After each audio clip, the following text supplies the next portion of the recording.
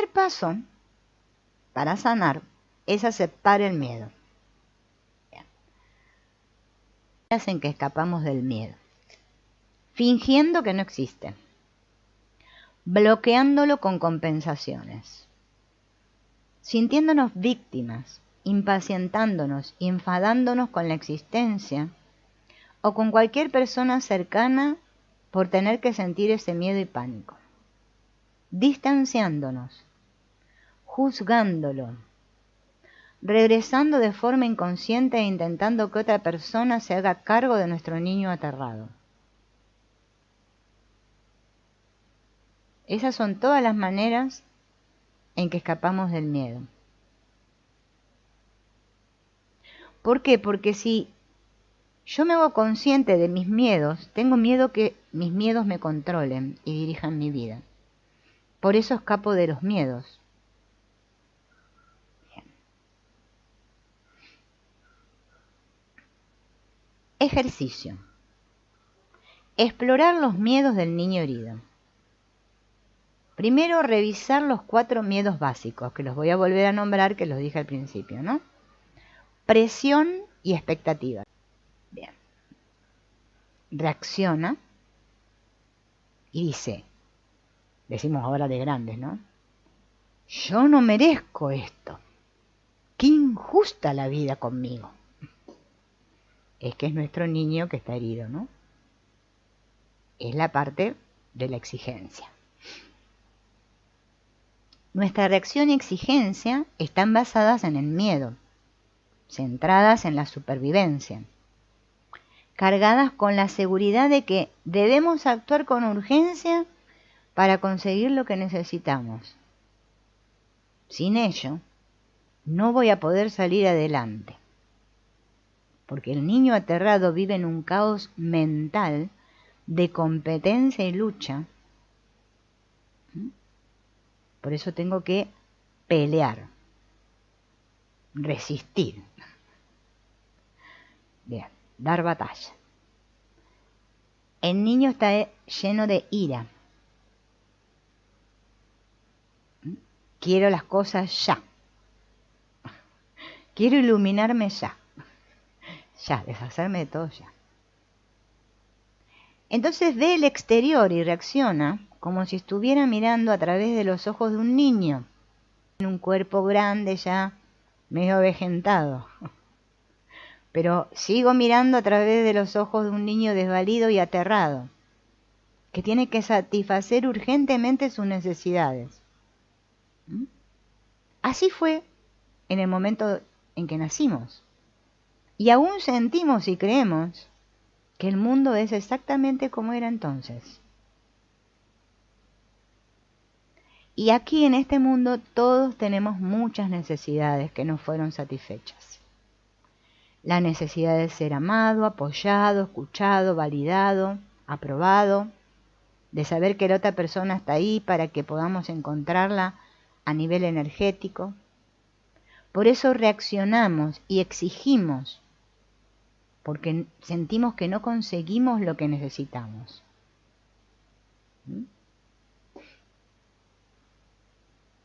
El niño interno entra en pánico. Pero en lugar de comunicar ese pánico, reacciona. Bien.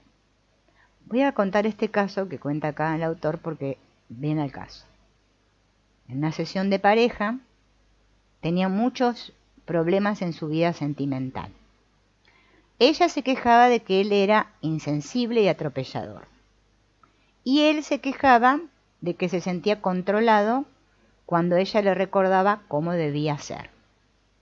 No conseguían escucharse el uno al otro, no podían penetrar en el conflicto, porque, sin una comprensión de lo que sucedía, lo único que podían ver era que el otro era una amenaza para su niño interior. Para conseguir avanzar un poco en estas situaciones, tenemos que aprender a conocer, a familiarizarnos con nuestra agresividad y nuestra exigencia. ¿Qué miedos se encuentran detrás de nuestras exigencias y expectativas, detrás de nuestras reacciones? ¿Qué estamos sintiendo? ¿Qué estamos deseando? Nosotros no nos tomamos el tiempo para hacernos estas preguntas. Simplemente reaccionamos. Como nuestra confianza ha sido dañada de forma tan profunda, a todos nos ha sucedido. Ahí se reconectó. Ahí reconectó de vuelta. Acá abajo hay restablecer. Bueno, ahora cualquier cosa ya sé que acá tengo que tocar. Bien, volvamos a lo que estábamos con este asunto del programa. Bien, entonces, ya de niños aprendimos esto, que afuera ahí no había nadie, excepto nosotros mismos, que se ocupara de nuestras necesidades más profundas. Entonces nos convertimos en el protector alerta de nuestro niño aterrado. Y aprendimos, con nuestra atención y nuestros sentidos enfocados hacia afuera, a controlar y manipular nuestro entorno de la mejor manera posible para mantener podemos hacer el papel de víctimas, controlando a los demás, al hacerles sentirse arrepentidos y culpables de lo que nos han hecho. O podemos hacer el papel de tiranos y abrumar y controlar a los demás por medio del miedo. Este niño aterrado se comporta como lo haría cualquier niño para conseguir lo que quiere. Reacciona como un niño cuando no consigue lo que quiere. Nada más que ahora tiene la mente sofisticada de un adulto y se puede llegar a transformar en un monstruo. Esperamos llegar tarde sin consideración, sin importarme haber tenido que hacer esperar a alguien, sacarle la comida del plato al otro, esperar a que los demás paguen nuestros gastos o no pagar nuestras deudas, o dejar todo desordenado esperando que otra persona venga a ordenarlo. Todo eso nace de nuestras exigencias. Y nos quejamos de que las cosas no son como quisiéramos, pero no estamos dispuestos a aceptar la responsabilidad de cambiarlas. Nos sentimos irritados cuando algo es demasiado difícil y dejamos que los demás hagan el trabajo. Y luego los culpamos porque las cosas no salen como queríamos. Esto sirve para encubrir los profundos miedos y la vulnerabilidad que tenemos dentro. Estamos llenos de resentimiento porque no se han satisfecho nuestras necesidades. Entonces nos sentimos enfadados y decepcionados cuando por cualquier motivo no se cumplen nuestras expectativas. Y en ese momento de decepción nos sentimos abandonados.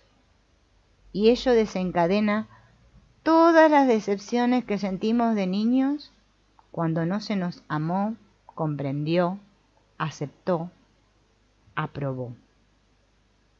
Pero en lugar de sentir ese dolor, seguimos reaccionando y culpando al otro. La causa de nuestras reacciones y exigencias es el rechazo a sentir el miedo y el dolor de la decepción con respecto a nuestras expectativas.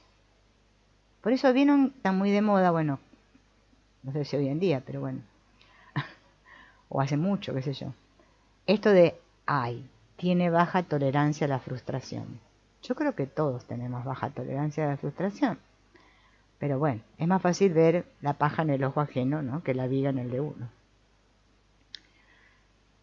Cuando comenzamos una relación, nunca tenemos la menor idea de lo que nos espera en el futuro. Conocemos a alguien, nos enamoramos, pero debajo se está cocinando un drama completamente diferente a lo que se muestra acá en la superficie. Bien. Todos tenemos una canasta, una bolsa, una caja en la que hemos guardado todas las necesidades que nos fueron satisfechas en la infancia. Y esta canasta o caja o bolsa la hemos guardado en el fondo del sótano. Y ¡puf! Me olvidé. Puede que ya ni siquiera sepamos lo que es una necesidad, pero al estar enamorados empezamos a tener recuerdos de esta canasta. Y con esos recuerdos surgen todos esos deseos secretos de ser amados que habíamos guardado en esa canasta. Así que inconscientemente hacemos un viajecito al sótano y empezamos a buscar la canasta. Al encontrarla decimos, esta persona dice que me ama. Vamos a comprobarlo. Vamos a probar la necesidad número 8. La número 8 no es demasiado importante. Como es una necesidad pequeñita, nuestra pareja seguramente estará encantada de satisfacerla. Después de todo, ¿no se trata de eso el amor? Entonces nuestra pareja busca en su canasta y saca una de sus necesidades. Y este juego puede continuar durante mucho tiempo. Cuanto más cómodos y en confianza nos encontremos con la otra persona, más crecen nuestras expectativas. Al fin y al cabo, llevamos esperando toda una vida para que se satisfagan estas necesidades. Entonces, un día empezamos a sacar las necesidades grandes y las importantes. La persona dependiente saca: quiero que siempre estés dispuesta para mí. Y la persona que es antidependiente saca: quiero que me des espacio, todo el que necesito, pero no quiero que me dejes. Puede que nos aislemos y retiremos, que culpemos al otro, o que nos volvamos maliciosos o abusivos. Con el tiempo el niño asustado deposita en su pareja todas las necesidades que nunca fueron satisfechas por papá o por mamá. Y entonces es cuando empieza el problema. Porque en el fondo creemos que el amor significa que ahora sí serán satisfechas y que la otra persona debería servirme de cobijo para mis mieditos y mi dolor. Y eso creemos que es el amor. Dos niños inconscientes, cada uno con sus miedos, sus necesidades insatisfechas, sus exigencias y expectativas interactuando entre sí, ¿qué van a crear? Un auténtico caos. Estos dos niños heridos y necesitados se enfrentan el uno al otro y ninguno es capaz de comprender o satisfacer las necesidades del otro. Se acercan entre sí no con vulnerabilidad, sino con exigencias. Podemos continuar durante años llevando la carga de todos nuestros miedos y necesidades, negándolas, minimizándolas, manteniéndolas inconscientes, con la esperanza de que algún día van a ser satisfechas. Quienes invaden y quienes se sienten invadidos. Vamos a empezar con ser invadido. A menudo ni siquiera sabemos lo que es respetarnos a nosotros mismos, lo suficiente, como para fijar límites y hacer saber a los demás que están invadiendo nuestro espacio. Porque de niños no fuimos capaces de desarrollar. Descubrió que cuando se acerca a alguien, especialmente en sus relaciones íntimas, uno de sus mayores problemas es respetar sus propias necesidades. Aunque es muy energética, creativa, es tímida y se camufla con la gente, que a menudo la domina con facilidad. Considera que intentando ser sensible a los deseos de su pareja, a menudo se extralimita y en este proceso de intentar darles lo que quieren, pierde el contacto con sus propias necesidades.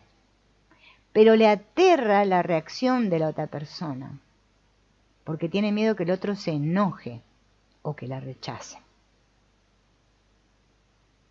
Bien, entonces después de estar un tiempo con alguien, empieza a sentirse resentida porque siente que su pareja no es sensible con ella. Se siente traicionada. No puede comprender por qué la otra persona no la ama lo suficiente para darle lo que ella desea y necesita. Siempre se lo tengo que estar diciendo. Y ve cómo repite ese patrón. Entonces saca la conclusión de que tendría que tener más confianza y fe en la gente y que así, eventualmente, ellos respetarán más sus sentimientos. Una larga espera. Ahora, ¿qué pasa con el que invade?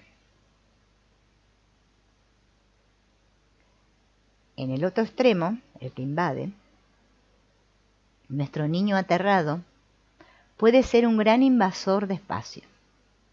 Simplemente atropellamos a otras personas para conseguir lo que queremos, convencidos de que o comes o te comen. Esta creencia está escondida en un miedo de supervivencia inconsciente que se encuentra cubierto por formalidades sociales. A menudo ni siquiera nos damos cuenta, obviamente, como es normal, no nos damos cuenta, bien, de que nuestro comportamiento hacia los demás es agresivo y violento. O sea, estoy siendo agresivo y violento, pero no me doy cuenta.